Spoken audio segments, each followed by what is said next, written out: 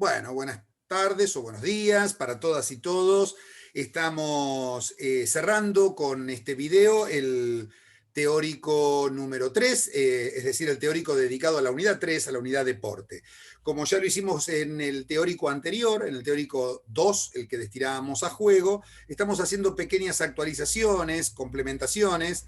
En el caso anterior fue con el tema vida en la naturaleza y en este caso lo vamos a hacer con el tema de deportes alternativos, que igual que vida en la naturaleza, igual que danza, igual que expresión corporal, son temas que no teníamos incorporados, habíamos sido quizá un poco descuidados al no incluir esos temas. Para este tema de deportes alternativos la tenemos a Gisela Sangiao, ustedes ya la conocen porque la hemos presentado en el video de presentación de la cátedra.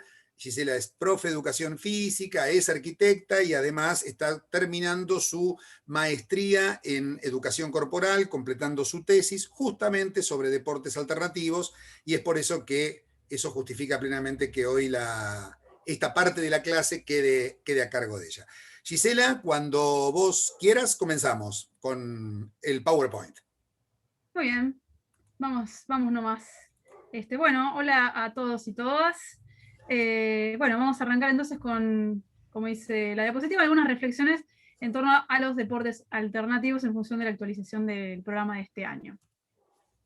Bueno, antes que nada, para empezar a hablar sobre los deportes alternativos, tenemos que posicionarnos respecto de qué entendemos por lo alternativo a nivel general. Para ello nos tomamos de lo que dice un autor, Hugo Biagini, sobre el diccionario del pensamiento alternativo justamente, y el autor nos trae a pensar que lo alternativo es algo que emerge de un orden instaurado, un orden dominante, un orden de las cosas, y se contrapone ese orden, es decir, propone una alternativa, propone algo diferente a ese orden, de alguna manera como una forma quizás de resistencia o de contestación. Ahora bien, lo dominante puede vincularse también con el poder, y en este caso observamos lo que dice Williams, que nos trae a colación una relación entre poder y hegemonía, y por lo tanto con lo dominante. De este modo, lo dominante aparece desde el concepto de hegemonía, es posible pensarlo desde ahí. ¿Y qué es la hegemonía?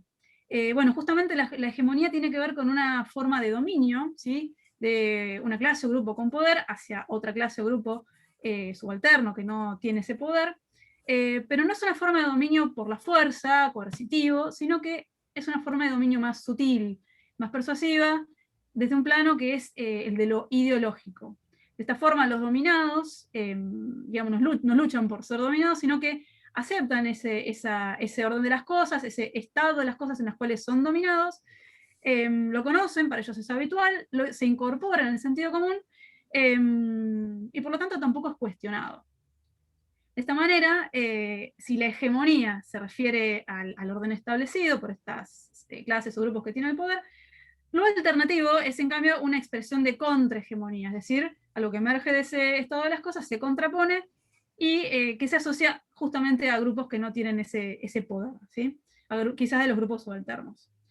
De esta manera, entonces, al pensar en el deporte y en relación a lo que acabamos de decir, podemos asociar al deporte convencional, el deporte de origen moderno, el deporte que todos conocemos, como un dispositivo justamente portador de principios, criterios, valores, que se relacionan con el estado de las cosas, ese estado que se establece como lo común, y justamente son cuestiones consonantes con el sistema capitalista. Como vieron en diapositivas anteriores, el deporte es portador de ciertos principios y valores, como la meritocracia, el valor del esfuerzo, el trabajo, el éxito, la racionalización, la sistematización, etc. Y reproduce, digamos, ese orden de las cosas del cual es producto también, ¿no? Y de esta manera los mecanismos de control quedan invisibilizados porque, bueno, los grupos subalternos no aceptan el deporte justamente como algo parte del estado de las cosas, ¿sí? No se cuestiona. De esta manera, los deportes alternativos vamos a encontrar que tienen algunas características propias de los deportes hegemónicos, serían estos deportes de origen moderno, y otras características que los diferencian, y esas serían sus características justamente alternativas. De esta manera, Jarvis lo que nos trae a pensar es que justamente lo alternativo, los deportes alternativos suponen una lucha por ser absorbidos por lo hegemónico, y una voluntad de mantenerse al margen de lo global. Y finalmente, para pensar lo alternativo hay que pensarlo en ese sentido. Lo alternativo es en un momento y en un lugar, y quizás no lo sea. Por ende, una práctica que hoy es alternativa puede en el futuro ser absorbida por lo hegemónico y haber perdido sus características alternativas, justamente. Bien. Algunos ejemplos. Les tenemos algunos ejemplos de deportes alternativos. Hay muchos más, estos son solo algunos. Jagger, que es justamente la práctica que estudio en mi tesis, Ultimate, Kabaddi, Jim Ringet, Korfball, Lacrosse, Duni, Floorball o Unihockey, Goalball, Indiaca o Peteca y otros tantísimos que se pueden googlear. En mi caso estudio el Jagger, así que rápidamente les cuento algunas características que tiene de alternativas. Es un deporte que nace de una película, que se juega con elementos de juego bastante particulares, porque simulan ser espadas, lanzas, escudos, manguales, pero son acolchados. Es una práctica netamente autoarbitrada, o sea, no hay árbitros externos como el deporte convencional, y los jugadores no tienen ningún tipo, por equipo no hay ningún tipo de restricción de edad, ni de género, o sea que hay equipos mixtos, de hombres, de mujeres, etc. El Ultimate Frisbee tiene características similares, el autoarbitraje, el no contacto, el espíritu de juego como una revalorización del fair play, y se juega en vez de con una pelota con un disco tipo frisbee, así que ahí cambian bastante las cuestiones técnico-tácticas. El Kabaddi, por ejemplo, es un hoy deporte, pero está basado en un juego ritual original de la India, que hoy está deportivizado y en Asia es un deporte espectáculo, por lo tanto allá no es algo alternativo, pero acá es absolutamente desconocido, por lo tanto aquí y ahora en Argentina el Kabaddi es alternativo. Sin embargo en Asia no lo es para nada, sino es un deporte completamente hegemónico, convencional, como el deporte moderno.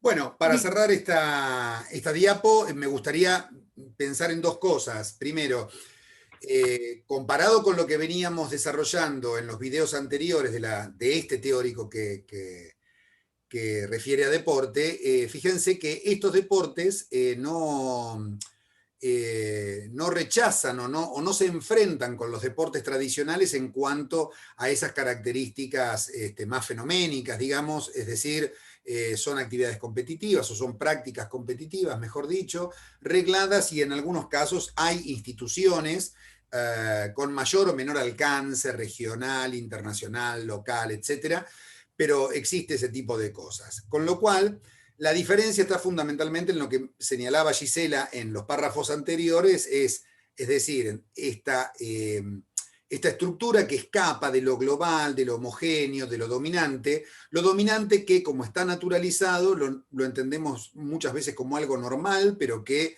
en realidad es simplemente dominante y lo tendemos a, como bien mencionaba Gisela, a incorporar al sentido común.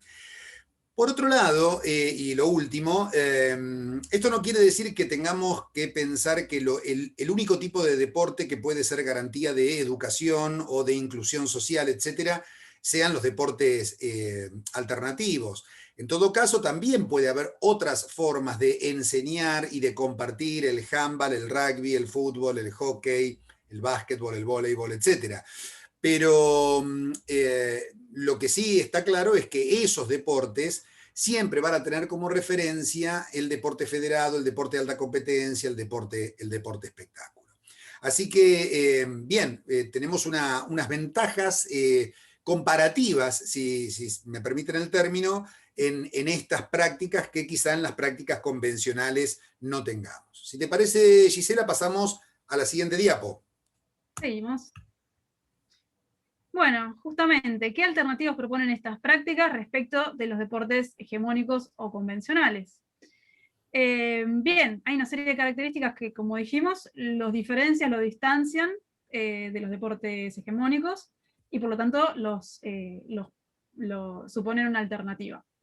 Para empezar, son mixtos, como dijimos hoy, depende del deporte que se trate, tiene distintas cuestiones reglamentarias respecto del género, pero una buena parte de los deportes alternativos traen consigo esta lógica de lo mixto dentro de un mismo equipo. Por ejemplo, el Jagger dispone que puede ser a elección, un equipo puede ser todo de mujeres, todo de varones, mezclado en la proporción que se quiera, y en torneo compiten todos contra todos sin ningún tipo de distinción. Asimismo, el tema de las edades es lo mismo para el Jagger que para otros deportes, no hay límite de edad, por lo tanto a veces hay cruces casi intergeneracionales entre los practicantes. Así que eso es un claro punto alternativo. En relación a ello, el Quidditch, por ejemplo, es un deporte también que nace de una película, sin embargo, tiene una disposición reglamentaria que señala que puede haber hasta 4 jugadores del mismo género.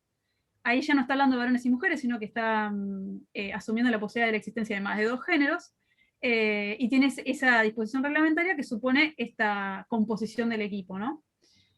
Bueno, otra característica clave de una buena cantidad de deportes alternativos tiene que ver con el autoarbitraje. Esto supone que los jugadores son los únicos responsables por su desempeño en la cancha,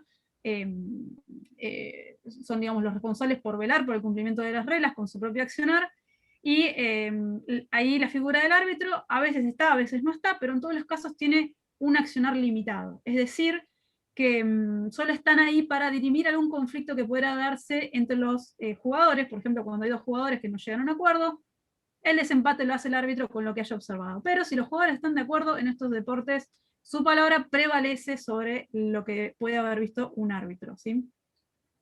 Y en este punto, bueno, se supone una importante revalorización del fair play, no de la manera en que se lo entendía en el origen del deporte, en el siglo XIX, con los gentlemen ingleses, sino que en un contexto muy distinto se resignifica de otra manera, pero sin embargo es un valor que aparece súper presente, vinculado a la honestidad con lo que sucede, al respeto de los compañeros y a la confianza para con los contrincantes, porque también se espera que no hagan trampa, ¿sí? No se espera sacar ventaja a través de hacer trampa, porque lo que prima es el juego limpio. Y finalmente los elementos de juego, muchas veces en estas prácticas, son novedosos y son también de construcción artesanal, porque suponen, porque digamos su producción no está mediada por el mercado, no hay un sistema de producción de palos de Jagger ni de otros elementos de juego de estas prácticas, por lo tanto, muchas veces la construcción es artesanal, la hacen los mismos practicantes con lo que tienen a mano en su contexto de emergencia, digamos, y con lo que pueden. De esta manera queda totalmente alejado del mercado y del consumo del deporte hegemónico.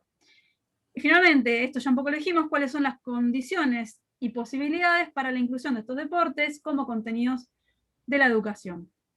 Bueno, y justamente hay varias cuestiones claves, entre ellas que, bueno, como las reglas de los juegos y los elementos son novedosos, desconocidos para la mayoría, hay una cierta equiparación de habilidades, ya que todos tienen más o menos los mismos saberes previos sobre esa práctica, que son prácticamente nulos, por lo que hay una cierta equiparación de hándicaps o de habilidades, y eso supone como una equiparación entre los jugadores. No está la gran diferencia entre los que ya practicaron a otro lado y le sacan ventaja a los que por ahí están recién arrancando.